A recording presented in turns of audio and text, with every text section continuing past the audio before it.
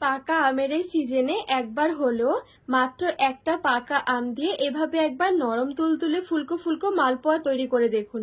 এত সুন্দর মালপোয়া তৈরি হবে নিজেরাই অবাক হয়ে যাবেন। আর এই আমের মালপোয়ার স্বাদ এতটাই, একটা খেয়ে তো মন ভরবেই না। তার সাথে এভাবে যদি মালপোয়া বানিয়ে খাওয়া হয়, দেখবেন সারা বছর এই আমের মালপোয়ার স্বাদ মুখে লেগে থাকবে। এত সুন্দর মালপোয়া তৈরি হবে। আর এই দেখুন কতটা সুন্দর জালিদার হয়েছে। একবার দেখাতেই যে কেউ ঘরে থাকা উপকরণে তৈরি করে নিতে পারবেন। নমস্কার বন্ধুরা, নতুন একটা পর্ব দেখার জন্য আপনাদের সকলকে স্বাগত জানাই। আজকে তৈরি করে দেখাবো পাকা আমের নরম তুলতুলে ফুলকো ফুলকো মালপোয়া। ঘরে থাকা উপকরণে ঝটপট তৈরি করে নিতে পারবেন।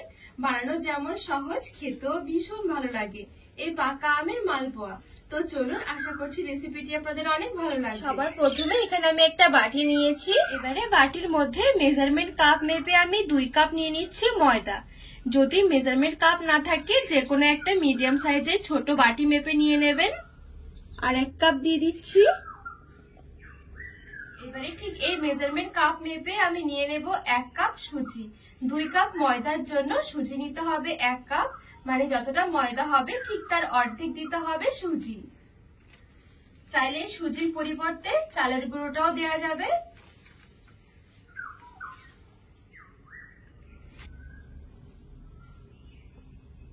আর 1 কাপ দিয়ে দিচ্ছি চিনি, লবণ দিয়ে দিচ্ছি সামান্য। এই শুকনো উপকরণগুলো একটু মিশিয়ে নেব।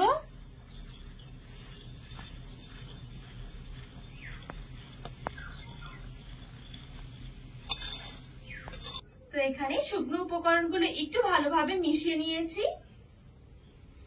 এবারে এদিকে দেখুন আমি নিয়েছি জাল করা ঘন দুধ। দুধটা আমি একটু জাল করে নিয়েছি আর দুধটা কিন্তু এখন গরম রয়েছে। এই দেখুন আঙ্গুলটা কিন্তু ডোবানো যাচ্ছে, ঠিক এরকমই গরম হতে হবে। এবারে ঠিক ওই কাপ মেপে আমি 2 কাপ নিয়ে নেব দুধ।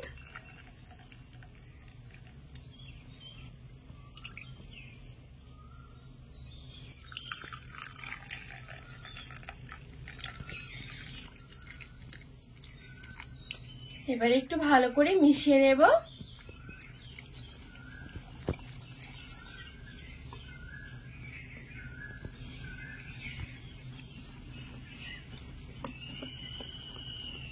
প্রথমে 2 কাপ দুধ দিয়ে ভালো করে মিশিয়ে নেব, পরে আবার লাগলে দেয়া যাবে। একবারে কিন্তু খুব বেশি দিয়ে মাখা যাবে না, তাহলে কিন্তু পাতলা হয়ে যাবে।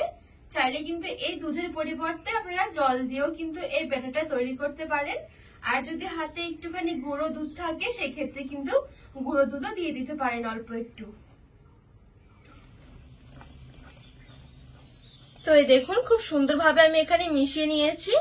এখন একটু ঘন মনে হচ্ছে, তবে আমি এটা এইভাবে করে রেস্টে রেখে দেব 10 থেকে 15 মিনিটের জন্য। যেহেতু আমি গোটা গোটা চিনি দিয়েছি, চিনিগুলো কিন্তু গলে একটু জল হবে। এবারে ঢাকা দিয়ে এক সাইডে রেখে দেব। এবারে দেখুন আমি এখানে বড় আর একটা মিষ্টি পাকা দেখে আম নিয়েছি। এবারে আমের খোসাগুলো একটু ছাড়িয়ে নেব।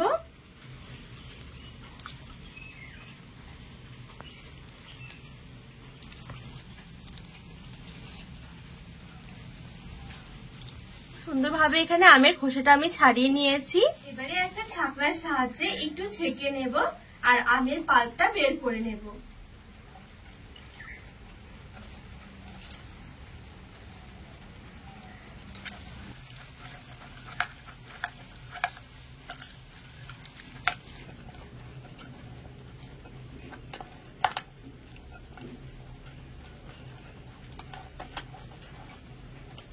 সুন্দরভাবে আমি আমটা একটু ছেঁকে নিয়েছি, আর ছেঁকে নেওয়ার কারণে দেখুন আমের যে আঁশগুলো রয়েছে সেগুলো আলাদা হয়ে গেছে। এবারে এই আমের পাল্পটা এক সাইডে রেখে দিচ্ছি, আর এদিকে যে ব্যাটারটা তৈরি করে রেখেছিলাম মোটামুটি 10 মিনিটের মতো রেস্ট হয়ে গেছে। আর এই দেখুন ব্যাটারটা কিন্তু একটু ঘনই রয়েছে। এইবারে ঠিক ওই মেজারমেন্ট কাপ মেপেই আমি 1 কাপ নিয়ে নিচ্ছি আমের পাল্প। আমের পাল্পটা একটু মেপে নেওয়ার চেষ্টা করবেন, তাহলে কিন্তু মালপোয়ার জন্য ব্যাটারটা একদম ঠিকঠাক হবে। যদি আবার আমের পাল্পটা বেশি হয়ে যায় সেক্ষেত্রে কিন্তু অনেক সময় দেখা যায় ব্যাটার ভারী হয়ে যায়, আবার মালপোয়া ফুলতে চায় না। একটু দিয়ে দিচ্ছি এলাচ গুঁড়ো, আর একটু কাঁচা মৌরি আমি এরকম একটু আধা ভাঙা করে গুঁড়ো করে নিয়েছি। ফ্লেভারটা খুব সুন্দর আসে মৌরি দিলে। এবারে ভালো করে মিশিয়ে নেব।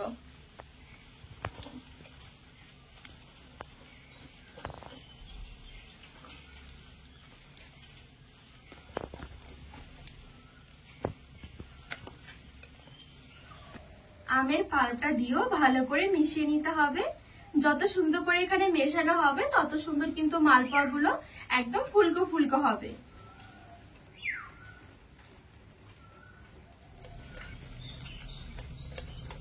তো এখানে 1 থেকে 2 মিনিটের জন্য খুব ভালোভাবে আমের পাল্পটা দিয়ে মিশিয়ে নিয়েছি।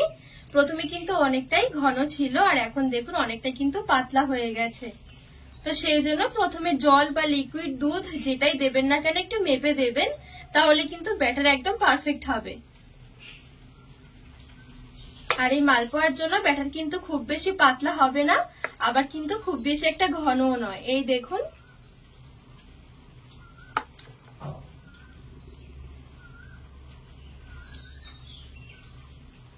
আর এই দেখুন আমি বাটি হাতা নিয়েছি, হাতার পেছনটা দেখুন খুব সুন্দরভাবে কিন্তু কোট হয়ে গেছে। এই দেখুন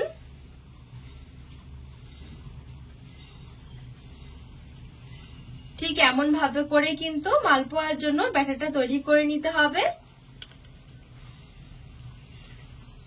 এবারে কড়াই বসিয়ে তেল গরম করে নেব মালপোয়া ভাজার জন্য।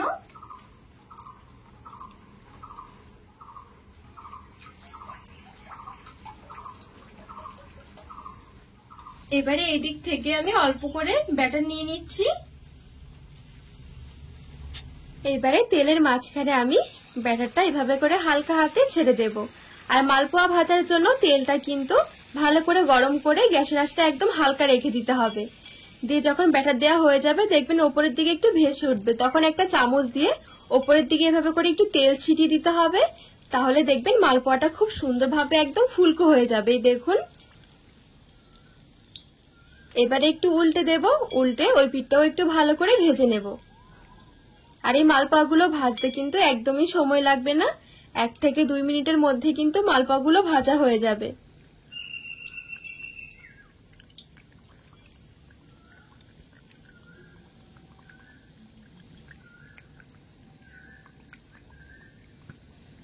তো এখানে খুব সুন্দরভাবে উল্টে পাল্টে মালপোয়াটা আমি একটু লালচে করে ভেজে নিয়েছি। আর কত সুন্দর মালপোয়াটা দেখুন ফুলকো ফুলকো হয়েছে। এই দেখুন। তো বাদ বাকি মালপোয়াগুলো ঠিক একইভাবে ভেজে নেব। ব্যাটার তেলে ছাড়া হয়ে গেলে যখন হালকা উপরের দিকে একটু ভেসে উঠবে চামচের সাহায্যে এভাবে করে একটু তেল ছিটিয়ে দেবেন, তাহলে দেখবেন খুব সুন্দর একদম ফুলকো হয়ে যাবে। এই দেখুন এই মালপোয়াটাও উল্টে পাল্টে একটু লালচে করে ভেজে নেব। প্রত্যেকটা মালপোয়া একদম ফুলকো ফুলকো হবে।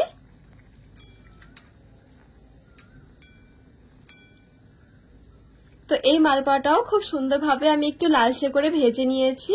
এই দেখুন কতটা সুন্দর হয়েছে। এবারে সবগুলো মালপোয়া এক এক করে ভেজে তারপরে প্লেটের মধ্যে তুলে নিচ্ছি। আর দেখুন প্রত্যেকটা মালপোয়া কতটা সুন্দর হয়েছে। এভাবে একবার মালপোয়া বানিয়ে দেখুন, যেমন সুন্দর হবে তার সাথে খেতেও ভীষণ মজার হবে। সবগুলো মালপোয়া ভেজে তুলে নিয়েছি। আর এই দেখুন ভেতর থেকেও কতটা সুন্দর হয়েছে মালপোয়াগুলো।